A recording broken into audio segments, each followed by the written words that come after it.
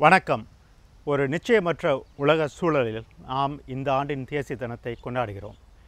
ஐரோப்பாவும் அமெரிக்காவும் கடுமையான பொருளியல் பிரச்சனைகளை எதிர்நோக்குகின்றன. சீனாவிலும் இந்தியாவிலும் வளர்ச்சி மெதுவடைந்து வருகிறது. தென் சீன கடலில் பதற்றங்கள் அதிகரித்து வருகின்றன.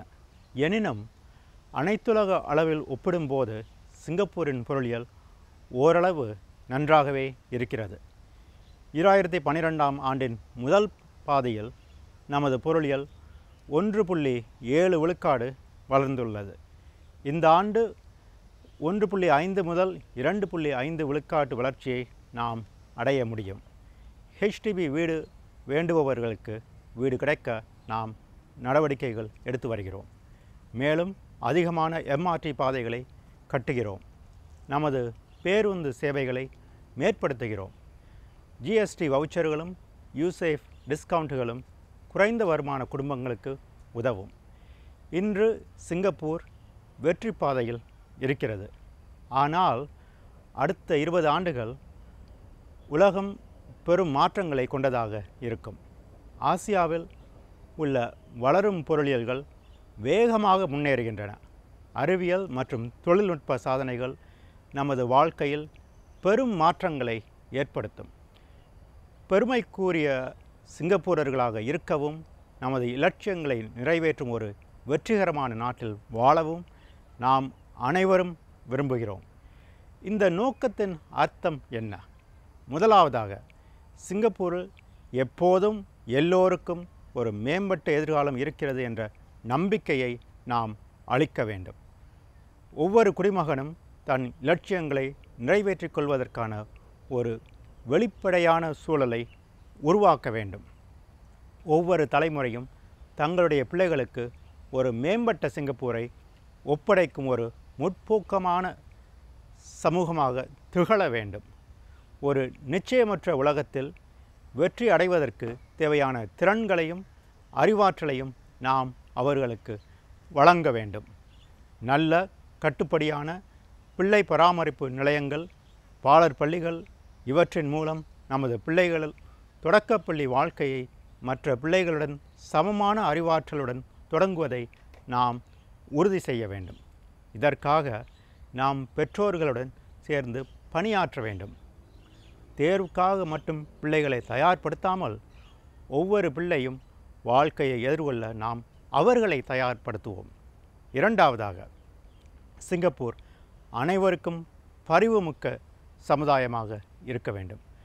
அனைவரும் தங்களால் முடிந்தவரை முயற்சி செய்ய வேண்டும். அதனை ஊக்குவிக்க நாம் திறமைக்கு முதலிடம் வழங்குவோம். சமுதாயத்திற்கு திருப்பி பங்களிக்கும் ஒரு கடமை வாழ்க்கையில் வெற்றி பெற்றவர்களுக்கு உண்டு. ஏழை பணக்காரர் என்ற வேறுபாடின்றி நமது வீட்டு உரிமை திட்டம் ஒவ்வொரு குடிமகனுக்கும் நமது நாட்டில் ஒரு பங்கை வழங்குகிறது. நமது கல்வி திட்டம் ஒவ்வொரு பிள்ளையும் வாழ்க்கையில் வெற்றி பெற தேவையான அறிவாற்றலையும் திறன்களையும் அளிக்கிறது. நமது சுகாதார பராமரிப்பு அமைப்பு முறை நல்ல தரமான கட்டுப்படியான பராமரிப்பை வழங்குகிறது. வசதி குறைந்தவர்களுக்கு உதவி செய்ய நாம் காம்கேர் திட்டத்தையும் குறைந்த வருமான ஊழியர்களுக்காக ஒர்க்ஃபேர் திட்டத்தையும் அறிமுகப்படுத்தினோம். குறைந்த மற்றும் நடுத்தர வருமான தம்பதிகள் இப்போது HDB வீடுகள் வாங்க கூடுதல் சப்சிடிகள் உள்ளன. பள்ளிகளில் ஆப்பர்ச்சுனிட்டி ஃபண்ட்ஸ் வசதி குறைந்த மாணவர்கள் என்ரிச்மெண்ட் நிகழ்ச்சிகளிலும் கல்வி பயணங்களிலும் முழுமையாக பங்கெடுக்க உதவுகின்றன. இந்த ஆண்டின் வரவு செலவு திட்டம் மேலும் ஒரு முக்கிய படிக்கல். சில்வர் ஹவுசிங் கிராண்ட் என்று கூறும் கிராண்ட் வயதானவர்களுக்கு பயனளிக்கிறது. உயர்த்தப்பட்ட சப்சிடிகள் வீட்டில் வயதான பெற்றோர்களை பராமரிக்க மேலும் அதிக குடும்பங்களுக்கு உதவுகிறது. ஆனால் அரசாங்கத்தால் மற்றும் அனைத்தையும் செய்ய முடியாது.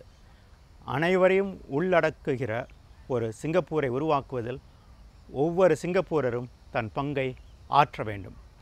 இந்த வழியில்தான் நாம் ஓர் ஒற்றுமையான சமூகத்தை ஆக்க முடியும். மூன்றாவதாக, ஒரு தனித்தன்மை வாய்ந்த இல்லமாக சிங்கப்பூரை நாம் உருவாக்கியுள்ளோம். இதற்கு மேலும் மெருகு சேர்ப்போம். பீஷான் அங்மோக்கியோ பூங்காவை போன்று பசுமையும் அழகும் நிறைந்த ஓர் இல்ல சுற்றுச்சூழலை நாம் உருவாக்குவோம். இந்த பாதுகாப்பான இல்லத்தை நாம் தற்காப்போம். இந்த நாட்டுணர்வும் அடையாளமும் குறிப்பாக ஓர் உலகமயமான உலகத்தில் இருக்கும் ஒரு வெளிப்படையான சமுதாயத்திற்கு முக்கியமாகும். ஆனால் நம்மிடம் புதிய குடியேறிகளும் வெளிநாட்டு ஊழியர்களும் இருக்கும்போது இந்த பண்புகளை பேணி காப்பது மேலும் கடினமாக இருக்கிறது. நம் உள்ளமைப்பு வசதிகள் மற்றும் சமுதாயத்திற்கு ஏற்படும் பாதிப்புகளை குறைக்க நாம் வெளிநாட்டினர் வருகையை கட்டுப்படுத்துகின்றோம்.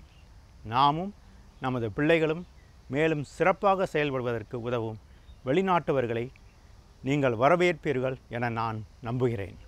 தங்கள் பங்கிற்கு புதிய குடியேறிகளும் சிங்கப்பூருக்கு தங்கள் விசுவாசத்தையும் அன்பையும் காட்ட வேண்டும்.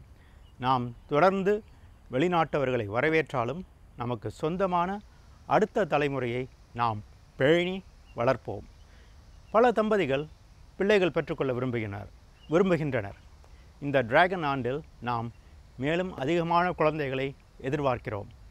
ஆனால் நமது சமுதாயத்தில் பிள்ளை பெறுவது தொடர்ந்து குறைந்து வருகிறது.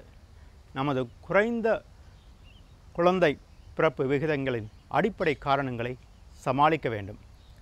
கூடுதல் ஆதரவு மிக்க சமூக மனப்பாங்கையும் வேலை சூழலையும் ஏற்படுத்துவோம். பெற்றோரின் சுமைகளை குறைப்போம். அவை தம்பதிகள் இன்னும் அதிகமான பிள்ளைகளை பெற்றுக்கொள்ள உதவும். நம் நாடு தொடர்ந்து பிரகாசிக்க வேண்டும் என்றால் நாம் நமது கொள்கைகளையும் அணுகுமுறைகளையும் மீண்டும் சீர்தூக்கி பார்க்க வேண்டும். தகுதிக்கு முன்னுரிமை, பல இனத்தன்மை, நிதி மதிநுட்பம் போன்ற மிக முக்கிய பண்புகள் மாற முடியாது. ஆனால் மேற்கொண்டுள்ள நடவடிக்கைகளை ஒரு புதிய கண்ணோட்டத்துடன் நாம் பார்க்க வேண்டும். இதற்கு இளம் அமைச்சர்கள் அடங்கிய குழு ஒன்றை வழிநடத்தும் பணியை அமைச்சர் ஹெங் ஸ்வீ கியாட்டிடம் ஒப்படைத்துள்ளேன்.